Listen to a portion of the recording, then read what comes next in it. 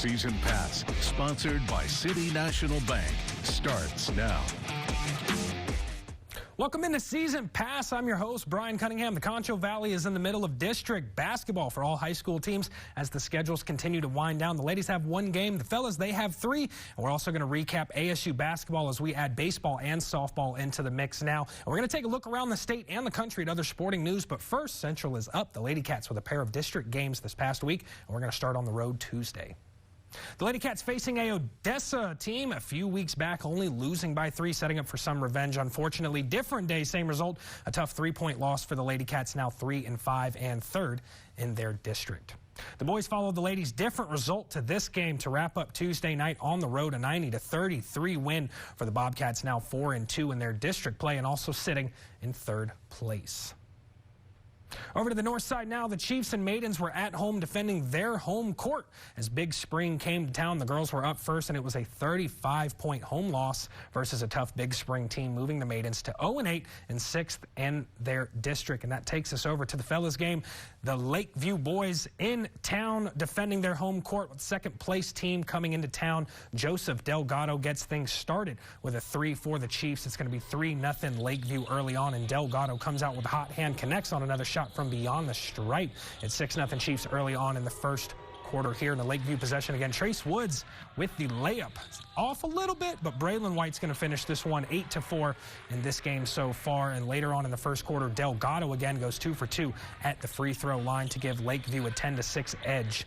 Chiefs make it a 12-6 game after a bucket out by Alviso with the Braylon White assist, and Lakeview would roll in this one 56-34. Braylon White with 16 points, Delgado with 14. Chiefs 4-2 in their district. Over to Wall now, the girls and boys on the road in Merkel this past Tuesday, and a huge win to kick off the night for Wall. Lady Hawks win this one big, 71-24 final score, moving to 9-2 in district play, sitting in second place, one game remaining. And the Hawks followed, looking to keep their trend with the scoring game with the ladies. The fellas would get the job done with their 53-34 win, moving them to second place in their district, now 7-2 overall, and on to Friday's games for them. And our final stop for Tuesday's games, Christoval hosting Reagan County. The ladies dominate in their match. 34-5 was the halftime score. Final score was 67-12. The Lady Cougars remain undefeated in district play with a few games remaining. And the Cougars followed them, a back-and-forth game in this one before the Owls took an 18-33 halftime lead. Final score in this one will be 69-24. Cougars held the boys to 6 second-half points. The boys still remain second place in district, now 7-2. Coming up next on Season Pass, we continue our high school Concho Valley coverage. High school basketball moving from Tuesday's games to District Friday.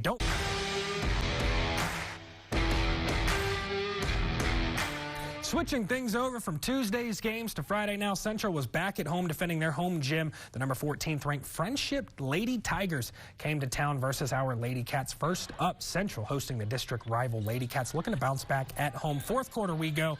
Not the outcome the Lady Cats were looking for, trailing 50-12 with a little over 2:30 to go. 43 seconds left, Central possession. Carson Scott, top of the key, gets tipped up. Foul is called, sending Scott to the line. She'd make her first attempt, miss the second. Lady Cats get the offensive board. Back up top, Scott tries to find Reagan Howell on the wing, but it goes out of bounds. Central comes up short, 52-13 in this one. The Lady Cats now look ahead to next Tuesday for their regular season finale at home versus Odessa Permian.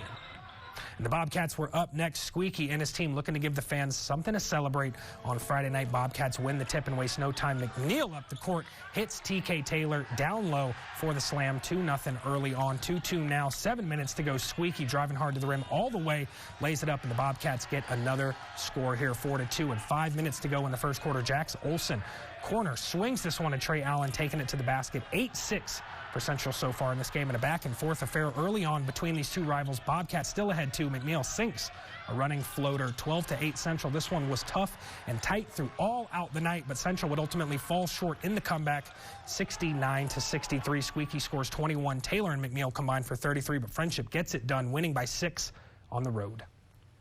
Lakeview up now on the road in Snyder this past Friday to take on the Lady Tigers. The ladies would fall in this one 62-26. A tough game and a tough night for the Maidens. The Maidens' last game is this Tuesday. And the Chiefs followed the Maidens Friday night, except taking their game 60-46 would be the final score, moving to 5-2 in district play, sitting in third place with just 3 games remaining in their district. Tuesday will be one of those next games for the boys. Over to Wall now. Coach Silas talking to the Lady Hawks third quarter action. Lady Hawks shared the basketball pretty well.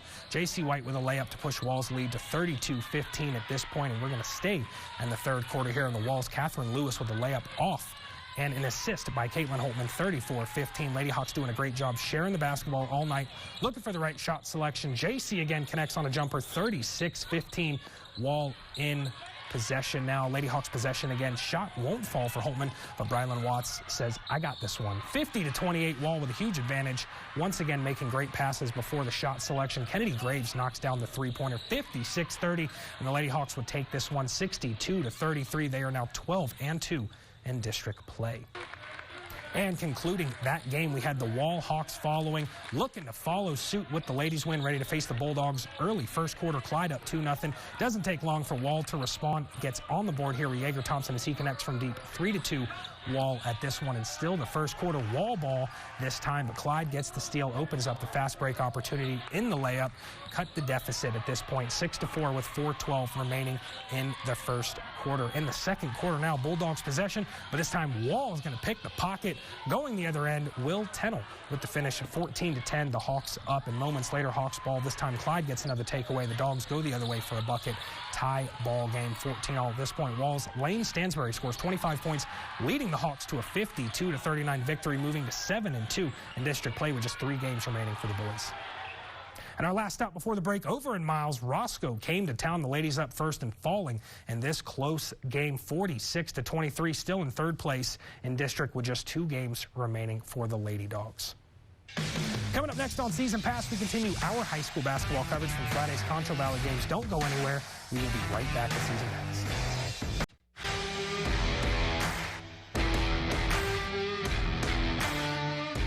Continuing our Friday night hoops coverage, the 17th ranked Erie and County girls traveled to Very Best for a Concho Valley matchup on Friday night. A huge 67-7 win for the Lady Hornets, now tied for first place with Garden City at the top of the district at 10-1 in district play, with just 1 more game remaining on the schedule Tuesday at home versus Water Valley.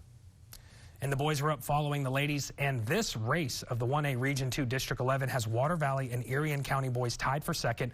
The Hornets win this one 68-47 with only 3 games remaining. Next game is also at home versus Water Valley, concluding the girls. Brady Hoops up now. The Bulldogs and Lady Dogs traveled to Ingram Moore Friday night to take on the Warriors. The ladies fell by 6 in this one, moving to third place in their district at 5-4 for their record. One last game for the ladies at home this Tuesday. And following that game, the boys followed that one. The ladies, and this one was a nail-biter to the end. And unfortunately, the boys dropped this game by just 1 point, 53-52, moving to fourth place in the district at 4-3 overall with 3 games left on the district schedule, the first one being on Tuesday. Sonora up now in the very competitive 2A Region 1, District 7. The ladies up first on the road in Reagan County versus pulling out the win by 14, remaining in third place at 7-4 with one final home game versus Cristobal on Tuesday. And the boys up now following the ladies. We had a small graphic error, but they won 62-32, moving to 4-6 in district play in just fourth place with just a few games left on the schedule. The next one at home versus Cristobal.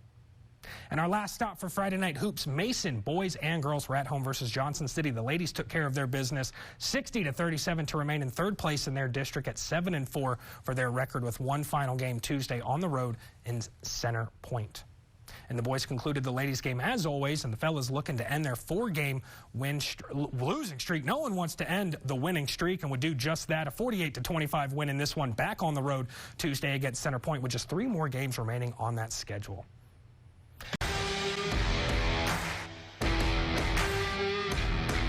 Welcome back to Season Pass, everyone. I'm Griff McClellan. Another week of Angelo State hoops is in the books, one where ASU hoped to capitalize on a 2-game homestand. Here's what Rambills head coach Alicia Ellis had to say ahead of Thursday's matchup versus Sul Ross State. I think the main thing this week is we're going to focus on us. That's not turning the ball over and then rebounding.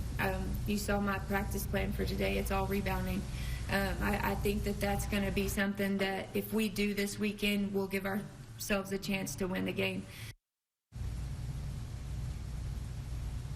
And Ellis was correct. Rebounding indeed proved to be a huge difference maker on Thursday as ASU out-rebounds Sul Ross State by a margin of 61-38 en route to a 97-60 win, marking the Red Bell's highest point total this season. Now, Coach Ellis and the Red Bells take the court again on Saturday, searching for their third straight win, now hosting Western New Mexico. Fourth quarter we go, 3:45 remaining in the ballgame. Lauren Catherman lobs it down low for Betty Hamori off the bench, lays it up and in. ASU up big in this one, 75-37. Red Bell bench warmers getting lots of quality time in the fourth quarter in this one. Taylor Flores on the wing to Hamori and back to Flores, who cuts inside beautifully for the layup. 79-40 now the lead for ASU. ASU dominant on Saturday, winning 82-44. The Red Bells led for the majority in this one and improved to 12-3 in the LSC. ASU men's basketball had a turbulent week, looking to end a two-game losing streak. Here's what head coach Vinay Patel had to say regarding adjustments ahead of his team's two-game homestand. Right now it's cleaning up turnovers, it's getting better, blocking out, trying to find some confidence offensively. We got great shots and we hit some really good passes to get guys good shots. We got to hit them, and I think those are going to fall. I'm a big believer if you take the right shots that they're going to fall. And so if our team will continue to find the right ones and take the right ones, I think it will fall eventually. After getting swept on the road 1 week prior to that, the Rams got a much-needed win on Thursday, successfully defending their home court versus Sul Ross State, winning 85-73. Now, of course, on a Saturday's game versus Western New Mexico, things didn't start easily for ASU, though. Shot clock winding down on the Mustangs' opening possession. Kendrick Delahousse on the wing here is going to get faked out on the three-point attempt, goes flying there. Western New Mexico up 3-0 early. A minute later, it's 5-0 now, but ASU gets on the board here. First points of the afternoon belong to Shamar Smith, who hits the baseline jumper, gets that friendly bounce to go. 5-2 now. ASU trailed by as many as 12 in the first half, but began clawing its way back before halftime. The Rams then led by as many as 11 in the second half in this, what you can call, roller coaster game, ultimately holding on for the win, 79-73 the final. Now, ASU softball begins its 2025 season with a bang. Here's what head coach Travis Scott had to say about his team's goals and expectations heading into opening weekend. Very impressed with what our girls are doing. You know, we had a conversation at the end of the year last year about how we were going to do things moving forward, and man, have they bought in. And their work ethic has been top notch. So every practice, you know, I'm ready to go home, and I look, and there's still 5 or 6 of them out there getting some extra swings or doing some extra work, and and that's awesome. The Red Bells had a series of field days on opening weekend, headlined by back-to-back shutouts on Friday, including Cheyenne Floyd's 13-strikeout no-hitter in Game 1. Now, Game 1 of Saturday's doubleheader saw ASU dominate once again, 6-1 over Colorado Mesa.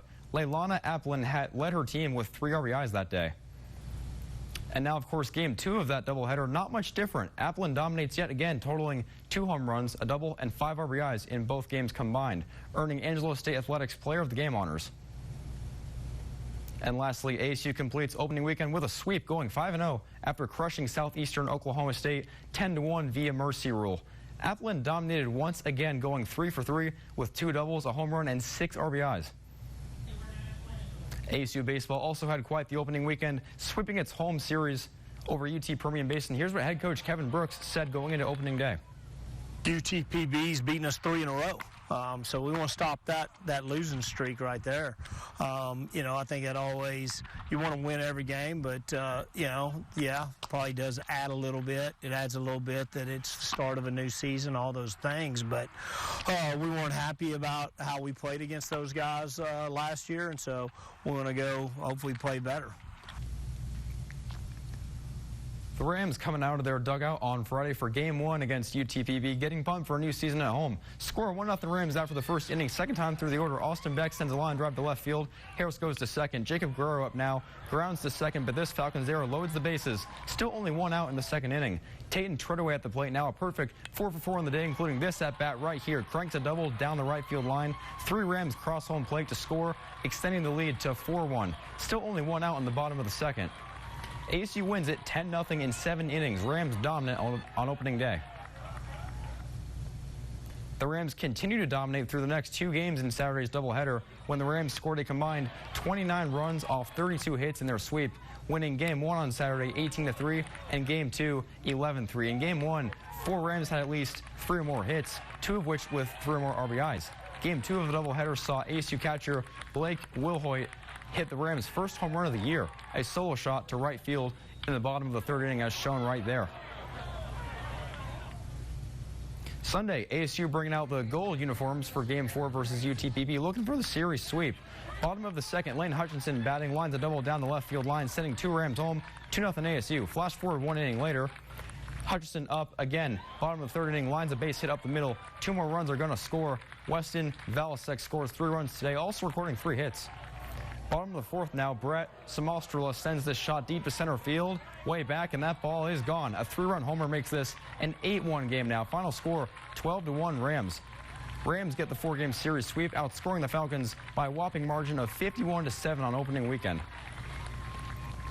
ASU tennis is also underway in 2025. The Red Bulls held their first match on Friday, defeating the visiting Seward County Saints 6-1. And ASU produced an identical score on Sunday, knocking off Collin County by the same score, 6-1. ASU swept doubles and won 5 of 6 singles matchups. Coming up next on Season Pass, the world is still shocked after one of the NBA's most shocking trades of all time. Brian has all the details next. Don't go anywhere. Season Pass will be right back.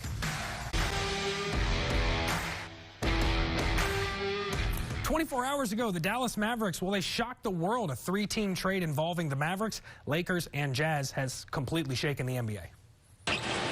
Luka on the move. Nice touch. We're all heartbroken, man. There's nothing else you can say that even describes a level of emotion. I didn't sleep last night. And that heartbreak is growing at a shrine for superstar Luka Doncic after news of a 3-way trade between the Mavericks, Lakers, and the Utah Jazz spread quickly throughout the city. Mavs fan for life, but it's definitely not what I'm feeling right now. This has got to be the dumbest trade in NBA history. The late-night deal means the Mavs are parting ways with fan favorite Doncic, forward center Maxi Kleber, and forward center Markieff Morris. They're heading to L.A. In return, the home team will take on 10-time All-Star and Lakers center Anthony Davis, guard Matt Christie, and an upcoming first-round draft pick in the deal. But the blockbuster trade isn't sitting well for these superfans. Anthony Davis is great if we would have got him 5 years ago, but I would rather have Luka Doncic for the next 10 years. No questions asked. So. Today, there are lots of questions about why Dallas would trade their star player and face of the Mavericks franchise. Many believe he's on his way to being an all-time great. Luka got me through my senior year of high school. He got me through my Navy enlistment. He got me through my PTSD from the military. Dallas is my city, but I'm not watching the NBA anymore. While the trade is among the biggest in NBA history, it could leave Mavs fans stuck in the past. Holding on to Luka, I would have rather had 10 years of never winning a championship with Luka rather than trading Luka away in the prime of his career. That's wild. Well, that says loyalty never fades away, but it definitely faded last night. At the AAC, Ashley Moss, CBS News, Texas. Tragedy struck this country this past week. A commercial flight was struck by a Black Hawk, plunging into the Potomac, killing all aboard. A few of the victims were figure skaters bound for the Olympics, and here's that story. A makeshift memorial is growing at the Ashburn Ice House in Virginia, honoring victims of Wednesday's deadly mid-air collision. It's a tough day. The staff is struggling. Rob Lorenzen serves as the club's general manager and says some of his members were on American Airlines Flight 5342. It's a shame that the community has to experience this, and the potential of several individuals no longer participating, it leaves a void. The Skating Club of Boston is grieving the loss of 6 of its members who were also returning from the U.S. Figure Skating Championships and Development Camp in Kansas. I just broke down. Just to hear the news in the morning was absolutely heartbreaking, knowing that it's going to impact a community of skaters. Teen skaters Spencer Lane and Jenna Hahn, known for their talent and leadership, were traveling with their mothers, Jen Hahn and Christine Lane. Spencer was a crazy kid, highly talented, like incredibly talented. Gina, just a wonderful kid, wonderful parents, great athlete, great competitor, loved by all. 2 esteemed club coaches, married couple Jenya Shishkova and Vadim Nomov, 1994 world champions, were also on board.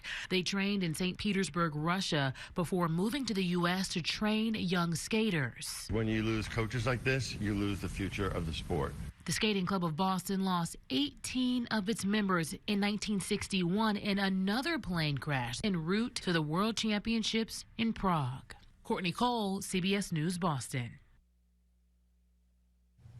And that's going to wrap up this episode of Season Pass, one of my favorite times of the year as we transition now from high school basketball over to high school baseball. We'll start posting all of those schedules as they all start to come in. High school basketball for the ladies has about 1 or 2 games left, depending on the district. The fellas have about 3 games left themselves. The home games this upcoming week for the finale for the ladies are going to be Central, Lakeview, Brady, Cristoval, Irion County, and a few others that we are posting on the Concho Valley homepage. And speaking of our Concho Valley homepage, you can always follow along under Locker Room or under Season Pass to stay in the convo and to just stay up to date with everything. You can also follow us on Twitter at KLST Sports. Make sure you use that hashtag Season Pass to stay in the conversation. As always, thank you for hanging out. I will see you guys at every baseball game. Going forward, softball this week. Don't forget about that. We will see you next week. Good night, Concho Valley from Season Pass.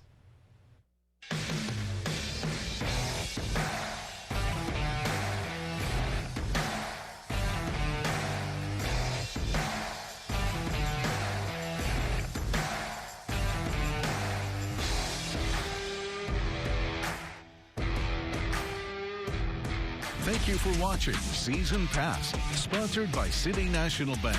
For more in-depth stories, scores, and highlights, head to ConchoValleyHomepage.com. Closed captioning for the hearing impaired is sponsored by the Law Office of Rick DeHoyos.